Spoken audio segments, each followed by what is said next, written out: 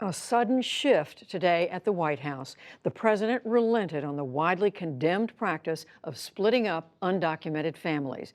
Our congressional correspondent Lisa Desjardins begins our coverage. You're going to have a lot of happy people.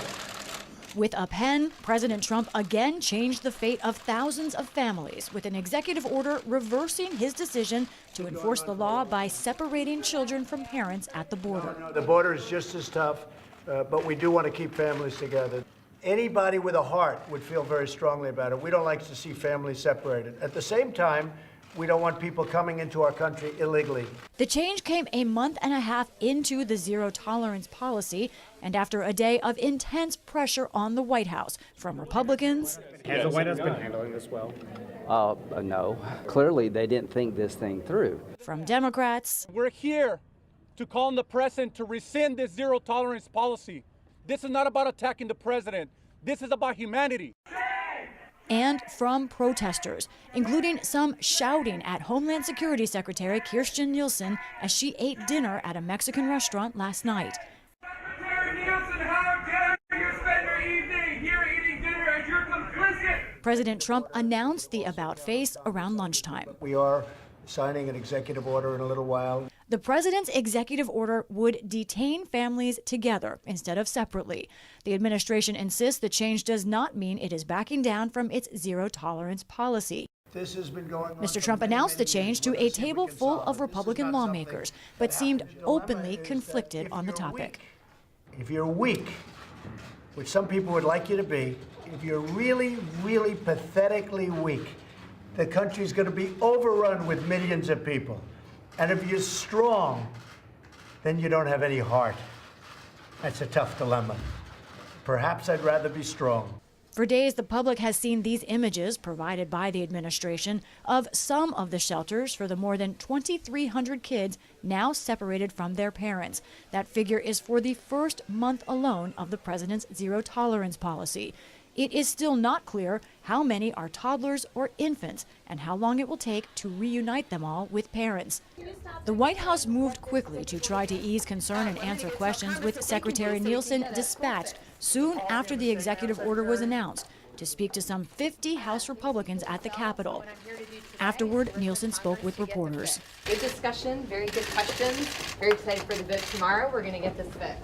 All this as House and Senate leaders scramble to craft long-term fixes to the situation, and as the House moved toward a Thursday vote on a larger immigration plan to also address dreamers, those people who crossed into the U.S. illegally as children. Tomorrow, we're going to have a vote on legislation that makes sure that we can enforce our laws and keep families together. Meantime, President Trump also announced the Congressional Family Picnic at the White House, you see photos of last year's event, will be postponed. It was set for tomorrow, but the president said the time doesn't feel right for a picnic. And Lisa joins me now from the Capitol, where she's been all day. So, Lisa, let's talk about this executive order. Explain exactly what does it do? How does it mesh with existing law? The White House had an on-the-record call with a lawyer from the Attorney General's office, and here's what they told us, that this will detain immigrant families together rather than separately, as reported. Theoretically, Judy, it's effective immediately. However, there's an implementation phase that they're not sure how long it will take for this to actually happen in practice. Now, there's a serious question of the legalities here. There's something called the Flores Agreement that goes back to the Bill Clinton days. Courts have upheld. They have ruled that children cannot be detained by this country for more than 20 years in these for more than 20 days in these immigrant cases. So the administration is asking for a modification of that ruling to allow them to hold these families indefinitely. It is not clear what the administration will do if they don't get that modification. Judy, there's concern here from the Capitol that after 20 days, this executive order will be effectively illegal. I talked to Virginia Congressman and House Judiciary Chairman Bob Goodlatte. He says they expect lawsuits questioning the legality of this executive order based on that Flores Agreement. So they say Congress needs to pass a more permanent fix because this executive order is on tenuous legal grounds. So, Lisa, as we saw, you've been talking to a number of lawmakers. What are they all saying about this turnaround by the administration?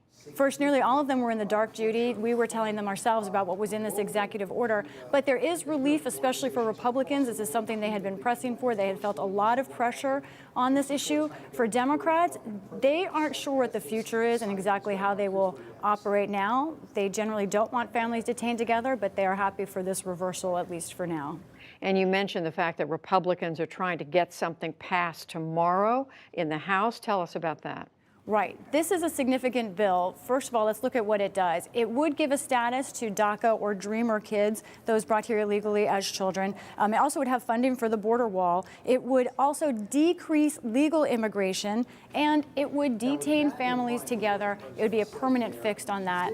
But, Judy, right now, that bill does not have the votes to pass the House. And, of course, it would still leave open the long-term solution on this issue. And so, Lisa, if the House doesn't come up with a solution, what happens to these children? We know there's been discussion in the Senate. What could they do?